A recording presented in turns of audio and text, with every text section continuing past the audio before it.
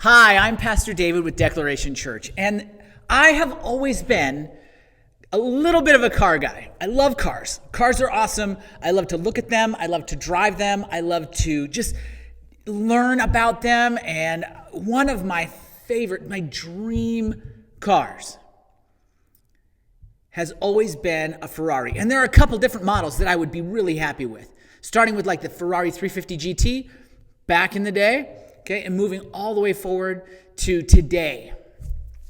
And so there are tons of great cars out there, but Ferraris to me have always been the epitome of style and power and grace. They're just beautiful cars with all kinds of power and speed, and that is just so attractive to me. I love the idea of owning a Ferrari. But the truth is, the amount of wealth that I might be able to accumulate, the amount of money doing the things that I've been doing and the way that we live and the income that we have available to us as a family is never going to suffice to purchase a Ferrari. That's just not going to happen. I'm probably never going to own a Ferrari.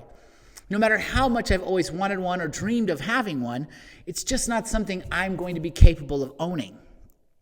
And that's okay. I have to be aware of that. And yet there is something that you and I can never afford to do that is way more costly and way more important to our existence and our eternity. And I came across this verse in Psalm 49. It's actually a few verses in this psalm. You want to read the whole thing most likely, but I'm going to read to you a couple verses that really just hit me hard because it's the reality of our situation as people. Psalm 49, verses 7 and 8 read this way. Truly, no man can ransom another or give to God the price of his life. So he's saying, the psalmist here is writing that no one can afford to pay to save someone else's life, and they can't pay to save their own life either. There's no amount of money that you can accumulate. There's no amount of wealth or good deeds or anything that you can accumulate to actually ransom your life for the sins and the problems and all the mistakes and all the issues that you've had, that I've had. There's nothing we can ever do to ransom our lives for those mistakes. We can't add enough good things to the other side of the scale because the reality is, in God's economy, there's no scale. There's no scale. There's perfection and there's everything else. And you and I both know and will freely admit we're not perfect. And so when you read this, truly no man, no person can ransom another or give to God the price of his life, for the ransom of their life is costly and can never suffice. Can never suffice. There is nothing you can do, nothing you can give, no amount of anything that you can get your hands on will ever suffice to ransom your life or the life of someone that you love. And when you read that, it's devastating when you come to that realization, because where does that put us? It puts us in a horrible place until we get to verse 15. In verse 15, the psalmist writes, "But God will ransom my soul from the power of Sheol, the power of death, the power of the grave, for he will receive me." Selah. He will receive me. God has done what you and I could not.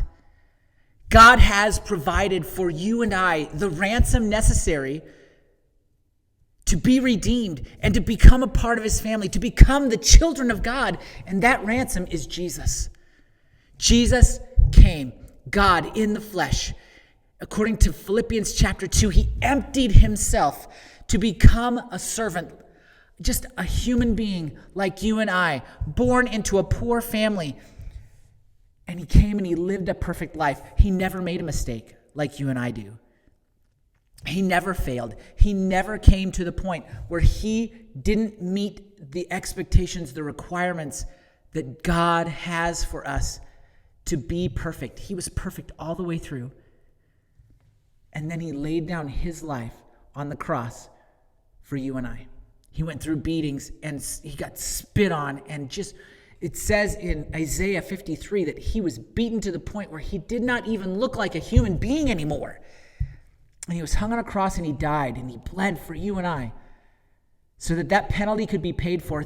God himself paid the ransom for you and I so that our lives can be redeemed. And all we have to do is accept that, put our faith in him, and trust him to develop that relationship with him.